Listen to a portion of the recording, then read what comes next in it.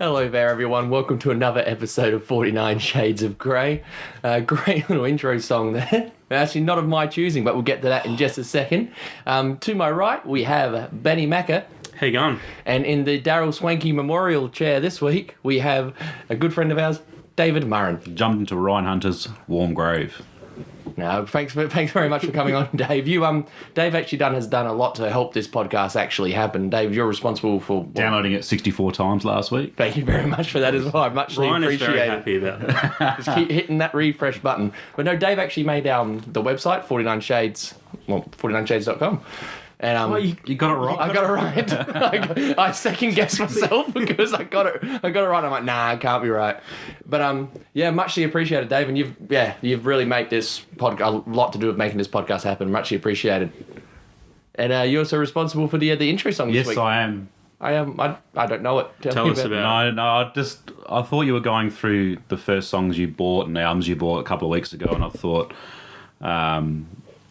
there's one of two songs. That was the first song I ever bought on cassette, which I'm extremely embarrassed about.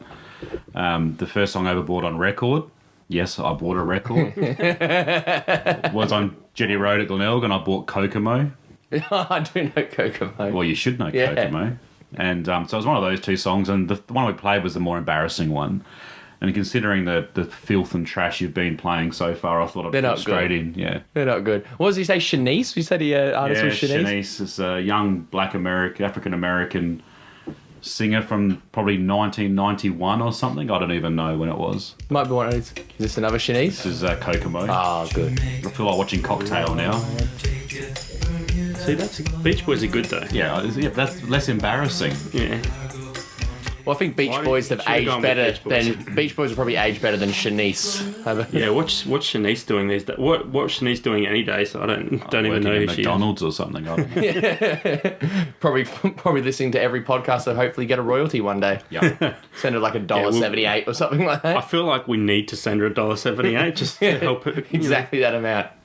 But no, She's that's probably living on the streets now. No, good choice. I did like the song. So why don't you tell the listeners a little bit about yourself, Dave? There's very little to say. You've said it all. And mystery. Well, I don't know. I don't like talking about myself. I'd rather you ask questions, Todd. Well, here we go. Well, considering this is going to be the topic of the of it, what do you do? What do you do for a living, Dave? It's obviously all in IT, isn't it? 3/5 of fuck all. Yeah. And sometimes the other 2/5. Sometimes the other 2/5 is the same but naked. So it's quite interesting at times.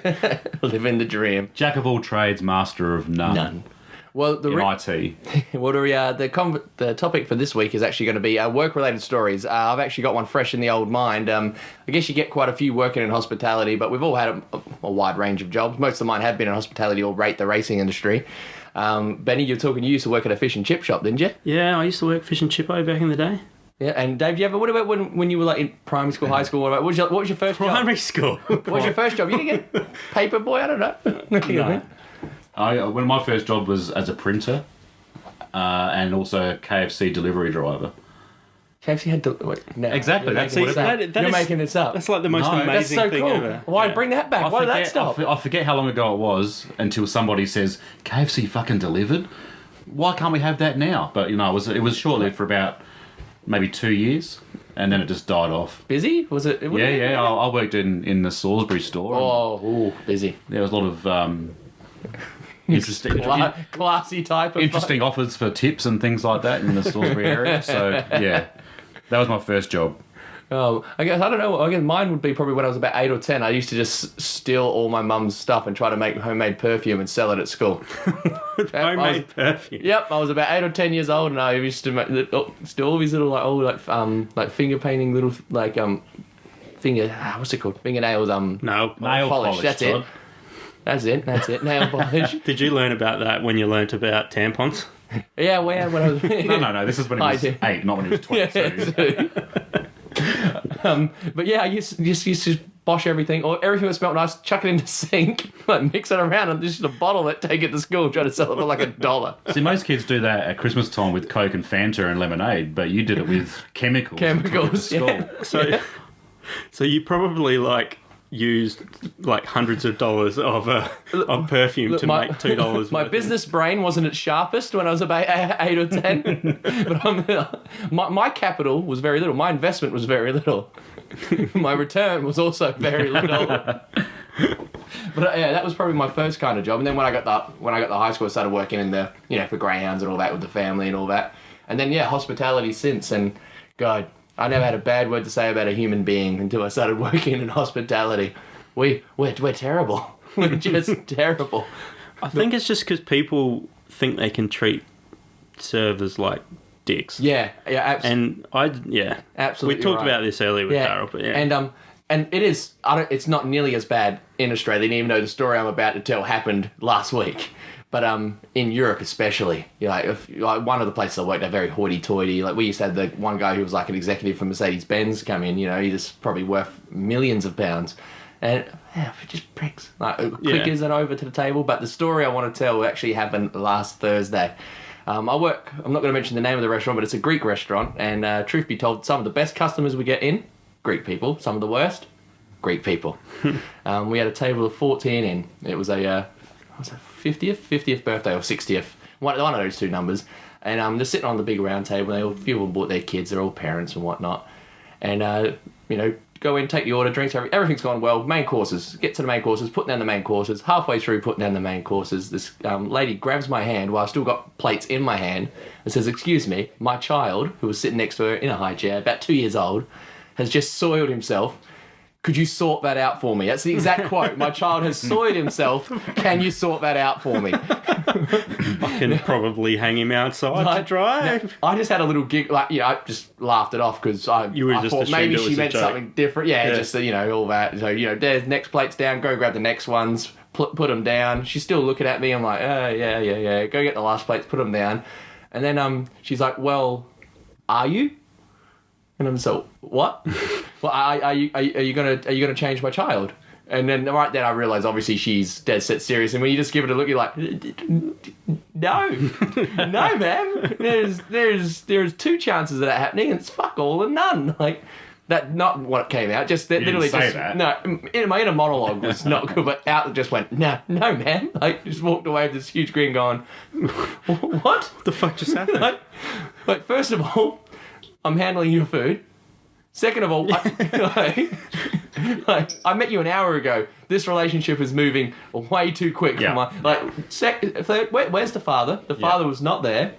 And you didn't even get the fun of conceiving a child. Now you're changing it. Like, I'm an uncle of 7, and I've never changed one of them, to be honest. And I generally like my nieces and nephews. This child, the whole time, this kid was just looking at me, just like, sorry about her.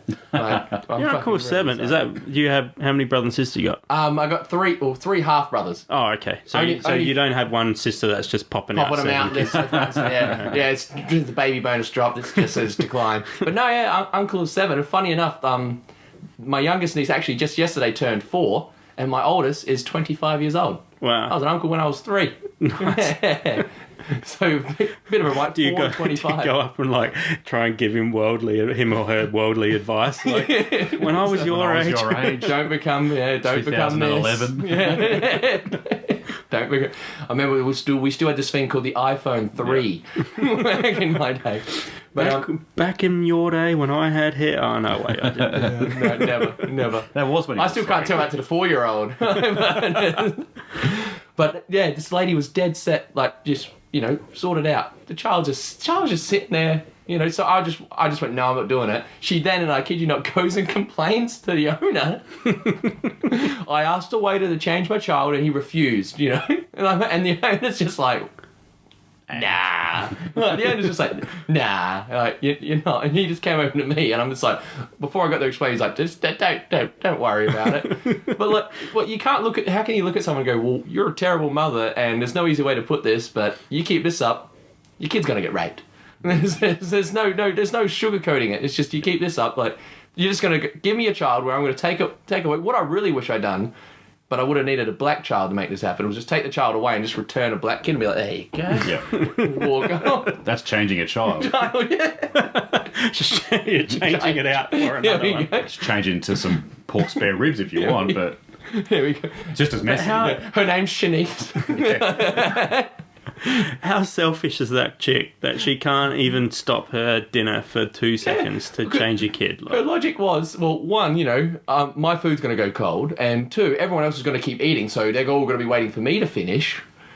That was her logic. She explained this to me. Maybe you should have thought about changing your kid before the mains came out. No, this is, and everyone else at the table was doing the whole just, lean to the opposite side of where she is, like, so to kind of lean in to ignore that it's all happening. No one else was conscious at the table that this was happening. But I should have probably just went, yeah, no worries, just whip it on, put the child on the table and be like, there we go, so everyone having a good day, just keep change the nappy at the table. It's pretty arrogant. Yeah. She needs a punch in the face. How much do you pay, like $500 per meal at this place? Can you get Grange? Can you get Grange on the menu, on the bottle of Grange in the wine list? Yeah, you think if you went like, no, this is you're looking like it's. You need to be paying four figures for meals before the waiter starts. No, it's not even that. How much would they have to give you as a tip for you to change the child's name? There's a good question. Yeah. Would you do it for $50? 50. Oh, it makes me sound whorish. I'm considering it for $50 instantly. Right You're there. whorish anyway if you just say no. But yeah. Definitely for probably for 50. 50? Probably for 50. I've got a child in the car. I don't want to change. But I don't know how bad. You can't. That's not the situation. You can't. You can't do any rent. So you're saying when you can't see how bad the damage is until it's too late. When my kid comes in October, I can just ring you up and say, and I've got another fitty for you, Todd. Can you come change? Because I don't have to do it. You have a tab going. Oh, well, see, then the thing is, then obviously, like I'm wearing food. I just can't. You just can't. You can't do it. Yeah. You can't. You can't do it for less than 50. You can't. Yeah, that's pretty ridiculous, really. Oh, we had some shockers. Like, that's really the only real bad one of the one I worked down in Adelaide. In Europe, we used to have. Oh God, we had some of the employees were funnier than some of the customers. We had the first place. We had this Slovakian couple come in. They had an interview over the phone with the assistant manager who was Slovakian, and he interviewed him in Slovakian. Asked him in Slovakian, "Do you speak English?" In which they answered in Slovakian, "Yes, we do." Upon arriving, they only spoke Slovakian, funny enough. Literally not even... hand out, hello, and this guy's looking at me like he's like, what's this gesture? What's that word? Like, not even hello, goodbye. And these were for front of the house. Surely that's kind of a universal gesture, at least like a pan-European gesture of, Yeah, but a universal gesture is also lying in a job interview, so that's what that was really. It was so... I don't know their names to this day, but I only worked with the bloke for 2 hours. He had a 6-hour shift. I worked with him for 2, and the guy I was travelling with, Jesse, worked for 4. I didn't have that many funny stories with him. It was just more frustrating. Like, people would walk up and say, can I have a pint of Peroni? He'd be like, yes. And then he'd pour it, he'd be like, Peroni. And just put it on the table and then just stand and then like stare at him. They'd be like, no, you got to take money. He's like, Peroni. So he knew money for Peroni. Peroni. And he's just pointing to the sign. He's like, yes, money. Like, do you know, like, surely money exchanges hands in Slovakia. But everywhere. Maybe he was expecting some sort of barter system. Yeah, some small child or something. Thank you for Peroni. Here is 2 eggs. But so mine was just all frustrating. But my friend Jesse had the best story, and I didn't see it, but I could believe it easily. So they decide, okay, get him out from the bar. He's on drinks run. Very easy. We had, as soon as it was a busy restaurant, someone just does the drinks on a tray. You take the drinks to the table, like table number up there. And table number on the docket. And he didn't know the numbers, but he was just matching number on there, number on there. Had a bottle of wine, Chardonnay or something, but it doesn't matter. Bottle of wine. And they're like, you've got to take this to table 57, which is upstairs, the upper part of the restaurant. Upstairs, 57. He just gives the thumbs up. Good. He turns around, there's a table right behind him, he's like, wine. And they're like, no, he's like, no, upstairs, points to the stairs, 57, points to the table map, 57. He's like, okay. Goes walking up the stairs, someone's walking down the stairs, he goes, wine! It's potluck. Just the first person coming down the stairs. After a third attempt, when Jesse now literally leads him like a dog on a leash to the table, and he's like, 57, wine. He goes, well, thumbs up, wine. Walks to the table. Now, he does actually twist the cap off, pours everyone a glass of wine, lovely, puts it in the wine bucket, which is, about 3 foot tall, right next to the table. This is going swimmingly. He then picks the entire wine bucket up and puts it on the table. and then I kid you not, Jesse goes, he just looks at the table, he's like, wine. Points to the bucket and then walks up. Him and his wife. I don't know any stories about the wife. They stayed overnight just because they live in accommodation, just for courtesy, and I've never seen him again. And it was just so funny. So I feel like I keep talking about my story. Sorry, that Probably a good bloke. He's probably great, and he's native land of Slovakia. But when you go, I'm going to go to England. Do you speak English? Nah. Nah. What's in the title? Not a word. Not a word. We all stretch the truth, but language is not one that you should probably lie about. Yeah, I just I don't know how it worked. Just the fact that he's like, did you ask him if they spoke English? And like the boss, he's to the assistant manager. He's like, yeah. And he's like, did you ask him in English? He's like, no. I asked him in Slovakian. I speak Slovakian. They speak Slovakian. We had the interview in Slovakian. I'm like, this is not good. They probably thought, do you want to come to England? Yeah. Yeah. What about you would have got some at the, what about the chippy? You would have got a few at the chippy. Did you get any just... No. I've never done anything to the point where like I've had a lot of bad customers who've sabotaged anyone's food. That never happened at the chippy or anything like that. Surely you wanted to many times. Yeah. But no, I was pretty good at the chippy. Although, when I first... One of the things that happened at the chippy was I survived 3 sets of owners while I was there. Ooh. So when I started, there was 1 set of owners, and then the new people took over, and I still worked there, and then a 3rd set of owners took over because the business was just shit, like, small country town fish and chip shop. Yeah, it's the worker, obviously. Yeah, but in the first lot, people would walk past and they would see if I was there, and if I wasn't there, they wouldn't come in, because they knew that I had actually cooked stuff half decently. And the owner at the time was like a really old lady, and she didn't really have much of a concept of like food hygiene. So it wasn't too bad, but like she was like a pretty like obese lady, and if someone ordered, say, 2 Chico rolls, right, they'd be in the freezer out the back. So you'd go grab them and chuck them in the deep fryer. Oh, yeah. She would grab both of them out just with her hands, and she'd be walking along the cupboard, almost using them like ski poles. Like she'd have one, like, big Chico roll, she'd have one in each... She's using them for balance. Yeah, and she'd be walking along, and she'd have one in each hand, using them for balance, and then she'd drop them in there. She wheezed when she walked, and be like, one of those big people just like... Oh, no, she wasn't... She wasn't that bad. She was kind of like, she kind of looked like it kind of went out in the middle, like she was wearing clown pants or something. Okay. I've got Homer and the Moo Moo from The Simpsons in my head. Yeah, so that happened quite a lot.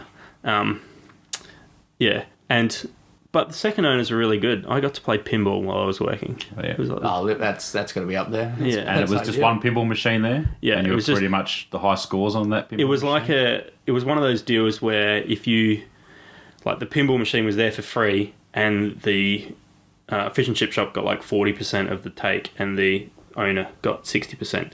So it was like money for nothing, right? And yeah, they, after a while, instead of cleaning, if the shop was quiet at 7 o'clock on a Sunday, which it usually was, or like during the afternoon, they would just let me go play pinball. And I could take money out of the till to put it in the... even though they were only recovering 40% of that money, they'd let me take it out of the till. Well, kept you happy. Yeah. Well, and I was the only staff member, and it was like a husband and wife, and I used to work Friday, Saturday, Sunday every week. And they knew that if I didn't work any of those nights... They had to. Well, they were working as well. So, like, when it was flat out, there'd be all 3 of us. So if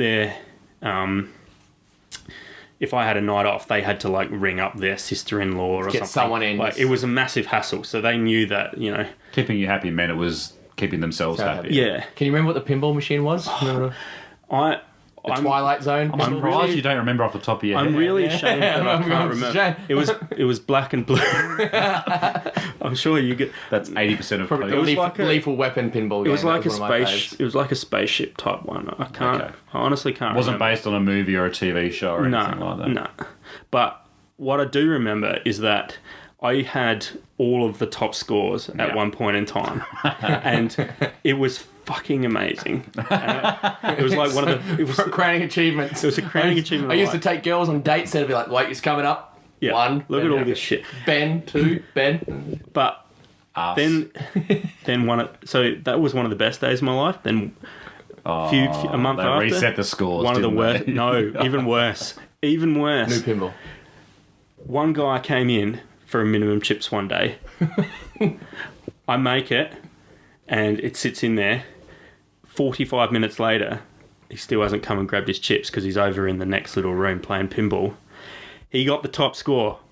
So it was JK Fuckhead. I don't know what his name was, but he's Fuckhead. Yep. And then like 2 through to 10 top scores were All me. Ben. And for the rest of time, I couldn't beat his top it? score. Yeah.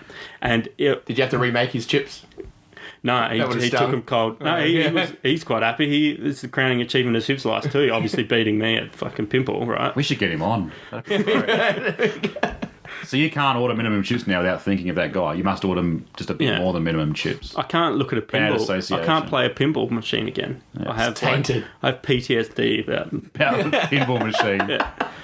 You know how you're talking about food hygiene there? Yeah. One other quick story I remember. We used, same place I was talking about, we had a Polish pot wash. Like, we had a lot of Polish in the kitchen, mostly on the pot wash and all that. We had this one guy, didn't last long, called Jeva was his name. Jeva, I think they pronounced it. On closing down the kitchen one night, the head chef's turned around and he goes, "Tomorrow you come in," he's like, "you disinfect everything in the kitchen. Just everything, like, you know, big deep clean day because it's quiet, you know, everything disinfect." And he's like, "Yep." He spoke like, you know, the minimum English, so he's like, "Yep, good, yep, everything." I walked in the next day to open up like the bar and all that for breakfast. I kid you not, I walked through and yep, pots and pans all in these big buckets, disinfecting everything, all good. Walking to the next room, big buckets full of tomatoes, lemons, oranges, limes, broccoli, potatoes, everything, all in their separate buckets full of disinfectant. Oh, wow. Literally, and he was like, I got hold of the manager, got hold of the chef, who virtually came rushing in because after the vegetables, he was going for the meats. I kid you not, he had everything out the fridge, like piled up, ready to go. Every bit of fruit and veg they had was in these big buckets of disinfectant. I feel sorry for the bloke Oh, because he got asked to put everything in there and he did it. I was the same, like, well, you said everything. Yeah. You know, So he's like the absolute opposite of the Serbian who had no idea what you were You were saying. saying, yeah, And this guy looked took a it little too literally and literal. did everything. He was, Poor bloke. he was, and I tell you what, he was the first Eastern European I met. And Polish people, man, they can drink. Yes, They they were can. scary. Same thing. A few days before that, I walk into the kitchen to open up just to grab like I think it's a sandwich or something like that. It's about 9 a.m. He's at the stove, using the stove handle to hold himself up, frying eggs in one hand with a bottle of vodka with about this much left in the bottle in the other. It's 9 a.m. and he's asleep, like, you know, mouth open, almost tongue out. He's holding onto the stove, and the eggs are just, I look over, eggs are just charcoal. I'm just like, do I wake him? Like, never wake a drunk Polish person. That's what I'm You just come out swinging, you reckon? yeah, everything. Oh, that's awesome. Coming in just literally dozens of buckets, and he even separated them all. You know, there's the lemons, that's the limes, the potatoes, cauliflower, broccoli, carrots, everything, all in a separate bucket. It was not a good day because they literally had to rush down to the market to just buy everything back. So customers come in and go, "Yeah, can I get this?" They're like, "Yep, we have no side dishes to go with any of this." So when you were in your travelling, did you ever, because sometimes when it's really late at night or you've had a few, or even if you haven't, you walk past the place and you're really fucking hungry and it just looks dodgy as hell, but you go, "Nah, bugger it, I'm going for it." Can't be that bad because I'm hungry. Yeah. One of the towns we lived in, there was this little fish and chip shop. Leamington Spa was the town. It was near Warwick, and you know, like most places, there's your clubs and your bars and everything, and then right across is the one. You know, within about 20-minute walking distance, the only fish, like the only chippy. Used to walk in and I didn't even like them, but I used to just get a huge thing of cheesy chips. I don't even like cheesy chips. I just all of this is just go, there's your chips and just whack like a kilo of grated cheese on it. Like, there you go. But when you're regular, it's just fucking great. just waffing it down. And what they use, battered sausages. Used to get a battered wrong with sausage. that? Oh, it was good, but it was questionable. It was questionable every time. There's nothing wrong with a battered sausage, but them I don't. Battered baton, more like it was not good. Oh, okay. Yeah, it was not good. But yeah, a lot of the places you're walking in, like I went in there, went in there sober once. I'm like, nah, just walk straight out. You go in there drunk, you're like, fucking two of everything. See, some of the best food I've ever had has been in those dodgy ass places. Like when we went to when we travelled through Malaysia, it was good because we had like a tour guide, and he at one point just stopped and went, "You want some curry puff?" And so he just like pulled over, like we're just randomly driving along. He just pulled over and like, "Give me 5 ringgit or whatever it was." It was like $2, and he just comes back, and it's like one of those carts. You may have seen them in Thailand as well. It's like it looks like a wheelbarrow. Oh, it has a deep fryer in it, yeah, and just like an umbrella and a deep fryer, and that's all it is. Yep. And they look like you would never go anywhere near them ever. But this one just had like, a line of 20 people, and it was like awesome food for like so cheap. Yeah, we had one of them in Thailand, but it had soup, just a whole bunch of different soups. So big wheelbarrow thing, and he just had little round dishes. When they pulled them off, and there's this big container of soup. He had about 5 or 6 to choose from, and I just pointed to the one which was the least dodgy. Don't know what was in it. Don't know what there was some kind of protein in it. I'm going to go ahead and say beef. I hope it was beef. Probably wasn't beef. But yeah, you're right. It was great. But there was a heap of people. I think the general rule for me is if you see lots of people there, it's a good place. That's a good sign. Social proof is a good thing. If there's a big lineup, there's a reason for it. No matter how dodgy the place actually looks. Yeah. Like, if it looks really, really nice and there's no one in there, I don't go in there. So there's a reason. There was another one also in Malaysia where I walked into, there was this shopping centre, and it was 6-level shopping centre, and every single shop was a computer shop. It was so fucking good. It was like brain exploded. It was like nerd heaven. I just walked around looking at different electronics. Drooling. But in the bottom of there, they had a food court, and it was like an Indian food court, and I rocked up. You couldn't time that much better. I was about to apologise for my phone going. It was an Indian takeaway, and on the more beer. Yeah, right, keep going. beer. The place, there was no like bain marie. It was like a food court type. Yeah. But there was no bain marie at the front. All of the food was just sitting in trays on the counter. There was no there was no heating at all. Like, there it is. It was like in the stainless steel bain marie trays, but it was just sitting on the counter of this place.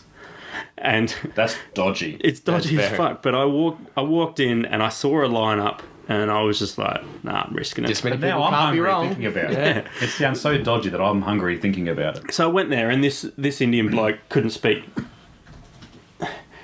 any English at all.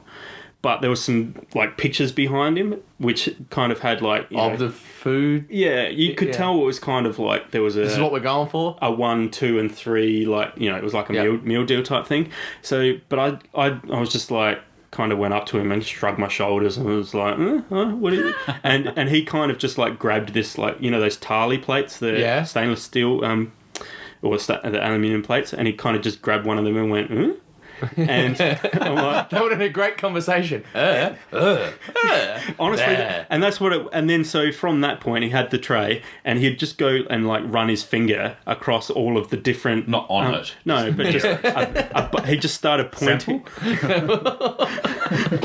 No, he didn't do that. But he just started pointing randomly at different things, and I would just kind of nod my head or say I'd just like yes or no, or he'd just point at something like, I'll load some of that on, and he'd just like loaded up about 6 or 7 different types of curry and some rice, and then I had that and a Coke for I think it was 10 ringgit, which is like $4. And it was some of the best Indian I've ever had in my life. That's probably one of the best conversations you had. And it was, and he had a smile on his face because he had no fucking idea what I was saying. And it was that's over, thank God. Yeah, it was just one of those like things where he obviously knew I was a tourist and I was having fun and he was having fun and it was awesome. Yeah. I used to love those. They still got them in like Chinatown. You know when you just go, you pay your $10 and it's just however much you can get on your plate. Yeah. You get one crack. Yeah. Yeah. There's an art to it. It's like reverse Jenga. You're just trying to build it up. Okay, so I need the solid food at the bottom for a base, Yeah. so the other things won't You fall sit off. there. I used to try to make a little like rice fort, like a little circle, so all if it would stay there, you could pile it up. And then you put the satay sticks on top. Because there's plenty. They sit there. You don't want any air in there. You want to pack it in. Yeah. And then when you're walking away with like 10 kilos of stuff in your plate, just see the person who runs it just look at you and just look at you with this loathing look. Yeah. And then you'll eat about half of it. Yeah, you fall. Because you keep putting rice in your mouth. What am I doing? It's a fort. Yeah, the rice is only there to get more meat onto the plate. Is there... How much of a cunt do you feel when you go to a buffet and you go back for seconds? Have you ever done that? And then you grab like you eat a whole full plate and then you go back and you went, oh, there's a few things I didn't want to try. And so you put all them on your plate. And then when you get back to the table, you kind of eat like half of one little thing. You go, oh, I don't really want that. Yeah. Yeah. It's like, well... starving children in Africa could have had my food right now. You're just like, nah, seafood extender's not that good. I've got half a kilo of that. Just get rid of that. And you're like, why did I put that on my plate? I'm pretty sure I was never eating that. It was just there was so many things you're piling up at a buffet. You're like, I don't want this. I don't want this. I don't want this. I'm going to take it to my table. But what if it's amazing and I don't know about it? I know exactly what you mean so much. We went to a buffet in South Africa at a casino there, and the same thing. There's all this stuff. I'm like, no idea what this is. Just taking multiple plates back and just literally several plates, and at least half of it went back every time. I'm like, yeah, rubbish. Not much good. Beautiful. But so that's some of the best food experiences you can have, I think, when you go somewhere and you have no idea what anything is on the menu. Yep. Like random Chinese places that don't have the menus in English is for another. You just point. Or you just kind of see the specials board. The specials board is the only thing that's got English. Food you have to point at is normally pretty good. Yeah, especially if it's alive. That's good. But it's a good experience. It's like I don't really get people that go to like a really nice and different restaurant, but then order the safest thing on there. Daryl Wesley. Like when you go to a French restaurant, just palm. Yeah, exactly what I was going for. Yeah, or you go to the best Chinese restaurant and you go, do you have sweet and sour? And like, no, they don't have sweet and sour. Sweet and sour is like a Western fucking bastardized. Yep. It's like people who only go whenever they go to Indian, they just get butter chicken. Yeah. Basically, then there is good butter chicken, but it's like getting a chicken palmy everywhere you go. It's the Indian palmy. It is. That's a good synopsis there. Well, butter chicken isn't a traditional Indian dish. No, it's not. It's British. Nice. Yes, it's nice, but it's like I've got a curry book out there. That's like your go-to staple, though. Yeah. Well, it's actually a British curry. So it was basically the Indian immigrants that went to England and set up, like takeaway curries, which is like a British, staple now. It was them anglicising their curries for the English market, and that's what There's lots of foods like that. Yeah. Yeah. But I found that really interesting, actually. It is. I did not know that. Yeah. I honestly didn't. So I've got a curry book out there that has like different curries from all over the world. Like it has North, South Indian, it has Pakistani, it has all these different ones. And then it has a British section which has butter chicken and stuff in it. And tikka masala is another one like that as well. Jeez. Yeah. Well, what about yourself, Dave? You're saying the dog delivery driver of the KFC. I want to hear some of those stories would have been great. And so, like, how many threats did you get? You would have got some. I didn't get many threats. You get people just, I'm not paying. Anything like that? I got people who wanted to pay for a tip by coming in and having a cone. I was honestly about to say, did anyone try and pay for their thing in weed? Yeah, that's I also had people. We used to deliver the KFC in these big, floppy boxes that were like, that sounds disgusting. Like Pizza Hut boxes? Yeah, like a Pizza Hut box, but you see, like the grease go through it. Oh, so everything could go in. It was like a cube. And I did get a few people asking if that came with the meal. And then one place I went to at an industrial place, they were working late in a factory. And I was on a double, which was good back then. It's like gold, because it was $3.20 a delivery. So it was $6.40 for two. Wow. And how long did standard delivery cost? Because that does not sound like a lot of money. How much did a standard delivery take to do? Oh, like how many could you do in an hour? Well, I used to do between 8 and 25 in a night, so it was very much a range depending how far you had to drive. And we had a big delivery area. And I went to this factory, and I had to pass it through the gate, and they said, doesn't the bag come with it? And I was like, nah, sorry, it's our property. Yeah. They said, how much? And I thought, I'm 19 years old, I'm getting $3.20 a delivery, and petrol's going up to about 85 cents. Oh, And I had a double. I was on a double. So I knew that if I sold them the bag, I could still walk back into work with a bag. So I didn't look like I was empty-handed. So I said $20. And they said, yeah, no worries. So I sold them the KFC delivery bag and still walk back into work with one bag. And But how many bags did they have at work? You must have shitloads. yeah, probably maybe 20. Oh, okay. Because you couldn't have done it if there was like 4. half a dozen No, or something. Yeah, but one goes missing. No, not at all. Yeah. I did have a few interesting stories when you're talking about language barriers before with, overseas people. Yeah. My language barrier with people is technology. And so I've had a few experiences being on help desks. Have you? Was it with Todd? Yeah, I was just saying, I would I do feel bad. I don't want to bring anything up that Todd might have done, but no, I'm pretty sure I'm bad. Todd, this would probably make you feel like an expert. Oh, please, I need a confidence boost. I had one when I was working. It was probably when the Crows won the second flag, so 98, so a few years ago. And I was on a help desk, and this lady rang up and said, look, I'm having problems with my password. My password doesn't work. And this is back in dial-up days, so you got to type your password in. And I said, okay, just type it in for me now. Use one finger just to make sure you're typing it correctly. And she goes, I've done that, but it's not working. And I said, well, have you tried it? And she said, I know it's not going to work. And I said, why do you know it's not going to work? And she said, every time I put my password in, it puts stars on the screen. Oh, that does make me feel better. Yeah, I knew Oh, that's lovely. That's good. There's that and the old couple who were living in the hills, and we tried to help them over the phone for about 3 hours. 3 different people tried to help them, tried to go through everything. They were an hour and a half drive from the city, and we said, look, we're a nice company, we like to help people, so bring your computer in. So they packed up their computer and drove all the way down to the city to Grote Street, and came in with their monitor. And that was it. Is it just a monitor? Yeah. Oh, To them, that's what the internet was on, and that's what they bought in. So, yeah. Now, Todd, I know you're a bit of a, you don't speak IT too much, No, but you wouldn't do either of those two things. Yeah, no, I'm not that bad. But Benny had to put up with a lot of stuff when we were trying to get talking about this like on the Facebook and like on the Facebook. The Facebook. Talking about on Facebook. Hi, I'm Todd from Internet. And, Ben's like, just do this. Like, what was it? Where we used to share out the document we used to share ideas for. It was just a Google Docs with Google, show notes and stuff. Hey, you know how long it took me to figure out how to get the Google Doc to work? Wasn't good. So quite often you'll see a post from 49 Shades of Grey, which will be about the show notes, and then like 10 minutes later, it'll be shared by 49 Shades of Grey as well. Yeah. That's pretty much Todd forgetting to change the setting to his own Facebook to share it instead of doing it. Done that at least Every time. 7 times. Out of 9 episodes. Yep. And didn't do it for the first one. There you go. That was it. That literally was everyone was like share. You'll get there. One day, buddy. One day, but give it some. It'll kick in. Oh, but I'm glad I'm not that bad. Not quite that bad. Some people just are not as sharp as others. No. We But can't all be blessed. You have your moments, Todd. I do. I'll get there. I'll keep it up. I'll keep training. I'll get better.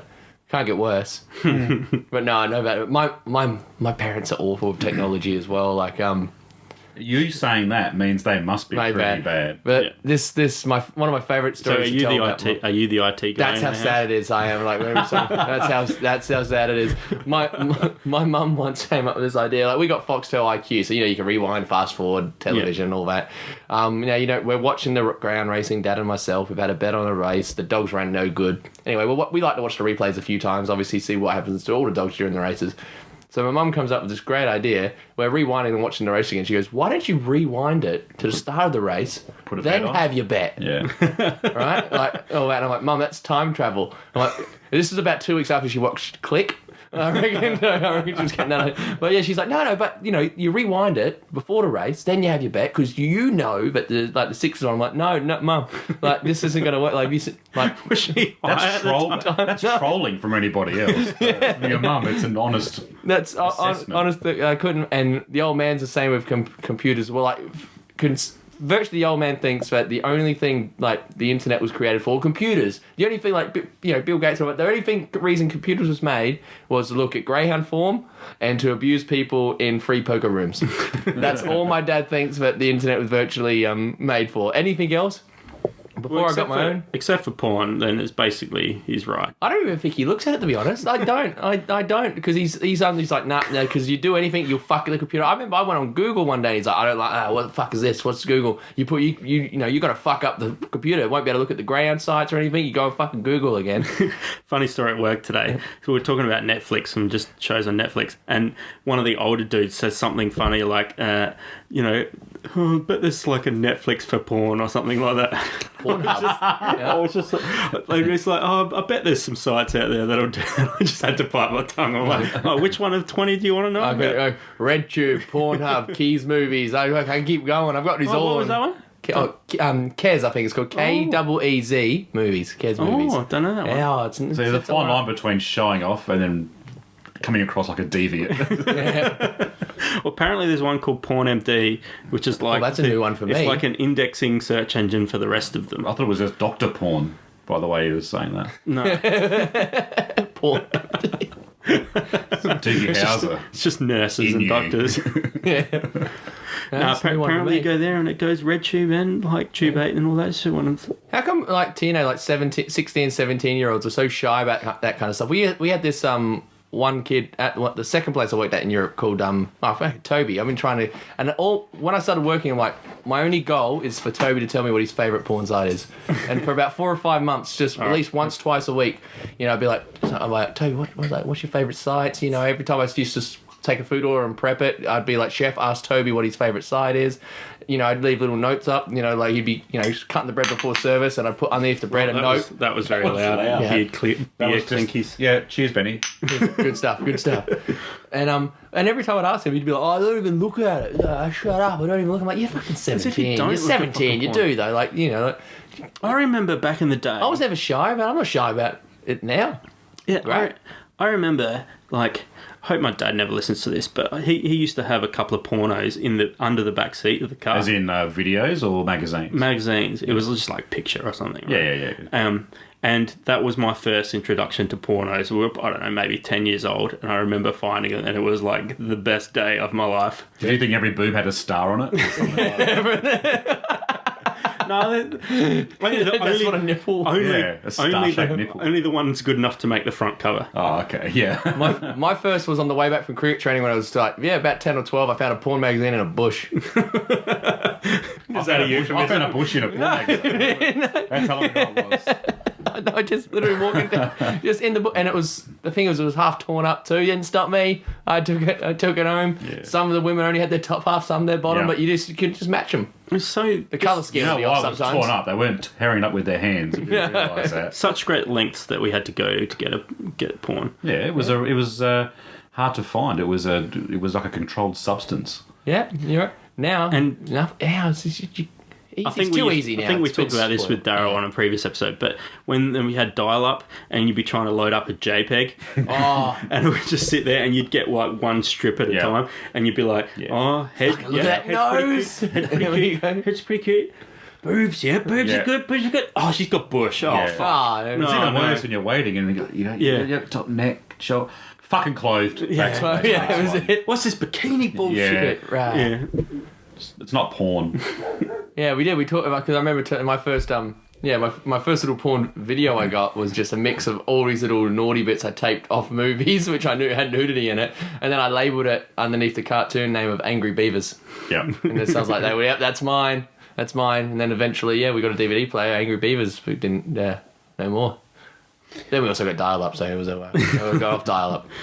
Now you can probably find that same mix on YouTube somewhere. Oh, it's probably now, 80s movies tit moments. Yeah, I know what was. I'm trying to. I know for the fact. I know the dance scene from True Lies of Jamie Lee Curtis was in there. Yeah, that was there was hot. no nudity, but that was lovely. She had great legs. Yep. And now it's like, fuck, I can't get the porn in HD. What the fuck is this shit? And eventually, I think like there's working like that ocular drift or whatever that there's like to make like 3D gaming Oculus and all Rift, that. yeah. That's going to happen with porn. That's going to happen with porn. I just know it is. I just know it's going to happen. Yeah, Dodging 3D you'd be money able to, shots. Yeah, you'd be able to like get a point of view when you got like a cum shot coming at your face. It's scary enough. It probably will happen. Probably maybe not in our lifetime, but it's going to be a thing. 3D porn will be a thing. It will be. Might freeze myself until it is a thing when I get to about 60. You're going to pay hundreds of thousands of dollars to cryogenically freeze yourself so you can see 3D porn, which really is meeting a woman. Oh, well, see, with my... That's basically what that is. See, with my technology, though, I thought I could just, like, open up my fridge and hop in it and then it'd be fine. No, That's how I thought for us. no, it won't work. You can get a woman in there, but you can't do that. Need the flux capacitor. All right. How are we going for time? It's going to be... Game time. Do we have a game for Dave? I'm a bit anxious about a game. Well, Do I have to put my clothes back on? that's the game after the Oh, podcast. sorry. The only game I can think of is a question that David Thomas, a guy who listens to this quite regularly, he asked us a while ago when we had... Shout out to Tomo. It's been about, G'day, I don't Tomo. know, all of the episodes. I think he told us was Ages after- ago. I think it might have episode been after 1? episode 1. What did we he just, say? I don't know, but I remember at the end of each episode, we're like, we should try and get some listener engagement on Facebook and stuff. Yeah. Tomo was Tomo like sent in a one of the question. He only listens We all the did last time. week. Get some Mark listener engagement, but that's different. Yeah. Oh, God, see what you did there. I'm teaching you dad jokes, Benny, for when they come. And he's like one of the only people that regularly comments, and we just fucking ignored him. What? Well, He's one of the nicest guys I've ever isn't he met. just- but isn't we he never just- talk about his shit on the podcast at all. So we're just massive dicks. I've only seen So Tomo a great. handful of times since coming back, and you know, Yeah, his good dude, kids Tomo. shot up like what you wouldn't believe. But yeah, and he's listened to every episode and quite often gives us feedback, all of which positive. So that's fucking fine with me. So he's lying to us as well. And also what a good dude. Also a little shout out as well. Jason Bodge was our 100 Facebook like. We've got 100. We've made it. We've got 100 fucking Facebook likes. If we had a soundboard, we'd probably do this. We do have we a made soundboard, par clap, but yeah. it's on my phone with Spotify. And Daryl used to have the iPad with it all on there, but I haven't got it set lovely. up yet. Yeah. So yeah, thank you to Jason Bodge and Tomo. So I reckon it's a game's better than no game. But So don't Tomo- play this around your parents though. I'll be because the what judge is of what the that. question is? What did Tomo have then? What was his, Well, we had that would you rather, would you rather, the whole, the goat question. But his would you rather was, the movie Freaky Friday. It kind of goes along those lines, all right? Yeah. So your missus and your mother, they go to sleep. They You wake asking up. Ben this? Is this... Well, it's a bit of everyone's. But they wake up the next morning. The old minds have swapped. So now you got your missus in your mother's body. This is the goat question Mother again. and the missus body. Yeah, and now now the only way to change it is to bang one of them. Which one do you bang? Well, Do you if bang your it's- girlfriend in your mother's body or your mother in your girlfriend's body? well, if it's Ben's mum and Ben's wife, then look, whatever helps him out. Yeah. Doesn't bother me. you take one for the team. Yeah. See, I don't think I can act because I What about? okay, you got to have a missus before you can do this. All right, so pretend you had a really hot missus and then go from there. Awesome. I'm just so happy right now. Yeah. I was going to say, what was the game again? So would you? It's another no-win. It's the goat. Yeah, it is another Yes, goat. It's yeah. another no-win. You can't win. Yeah, So you you- either have to end up stooping your mother in your missus body, so, or you go your mother's body, missus mine. So We're guys. So we don't care. Does your mum? If you I think if you bang your missus in your mum's body, does your mum then know that you've banged her at some later date? boy, that's a good one. I'm going to go ahead and say. I'm going to go ahead and say no. I don't know. I'm going to go ahead So and say no. you- But so you you- know it though, and that's but that's Yeah, going to but- plague in your mind. But at least you you won't have to look at it. still have to You won't have fuck to your walk in. mum, though. You won't have to walk in and be like, she'll be like, morning son, and you'll be like, Like been you there. could turn your lights off and fuck your missus, and then it just be a little bit like weird hands. Like just Yeah. don't even do hands. you be like- just go. You just starfish it and like, come on, just and get your missus just to ride you like cowgirl or something. So there's like minimal touching What's required. less incestual? I think banging your missus body or your mum's body is less incestual. Incestuous, is that a word? Incestuous. Incestuous, that's what I wanted. Yeah, but then your mum knows. Then your mum knows even you've when been your there. mum Your mum goes- knows the kind of even stuff when- you do. even She knows your game plan. But then when your mum goes back to her own body, she still knows that you've banged her. Yeah, it's not. And I don't know. It's not fun. So for the rest of time, your mum's gonna know how you bang. Yeah. Whereas if you do it the other way around, Do you always guide the finger over the back passages like that normally when you're groping around? No, it's just one of those. It's just like a fly-by tour, it's all. So the other way is just like, it's basically like cheating on your wife and just like slamming a fatty that happens to sound like your missus if you turn the light off. But then it's also your mum. Yeah. Oh, well. You've just turned this all the way around to the same point you started at, which is I have no idea what you want to do. That's scary. Look, Can I ask? Yeah, if you got one, go, yeah. I just Googled, would you rather? Yep. What was some of the toppies? Number 1, would you rather save the life of a starving African child that you will never meet or have an actual working lightsaber?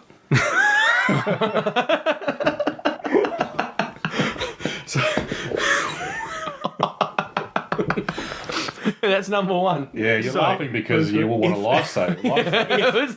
If I get the lightsaber and then I go and use it to fight off African warlords that deprive the young starving African children of food and therefore help more African kids not to die, I think you have to get the lightsaber. All right. Lightsaber would be pretty cool. Yeah.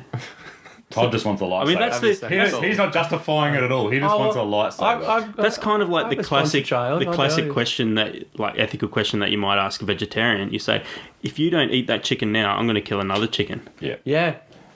And I eat that one. Yeah. Would you rather legally change your last name to Hitler or never eat chocolate again?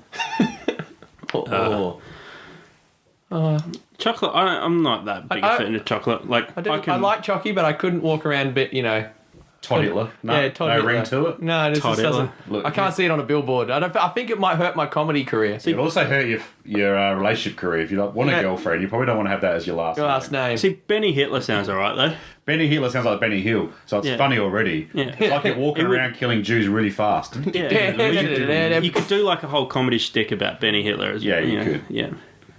Jot that down for a sketch. Benny.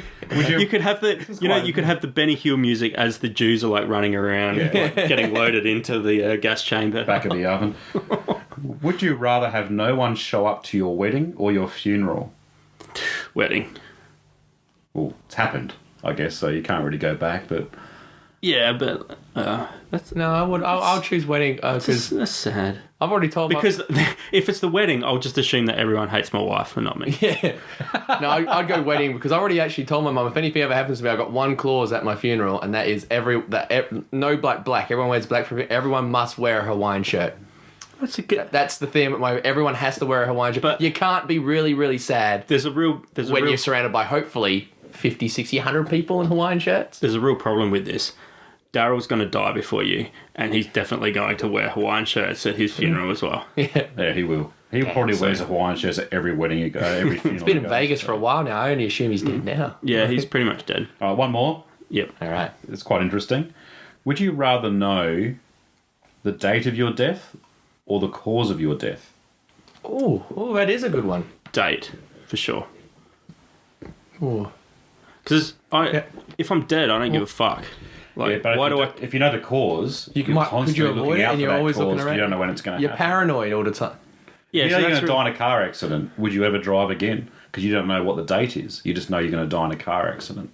Yeah, but if you know you're going to die in a car accident, what you do isn't going to stop you. I know. If you actively not try and drive ever again, you're still going to die in a car accident somehow. Exactly. So basically, you're not changing anything. No, but if you're having a car accident just to avoid having sex with your mum with your wife, you can't do that. You can't combine two what No, the date's clearly the way to go. Because I think the date because I don't want to live in paranoia.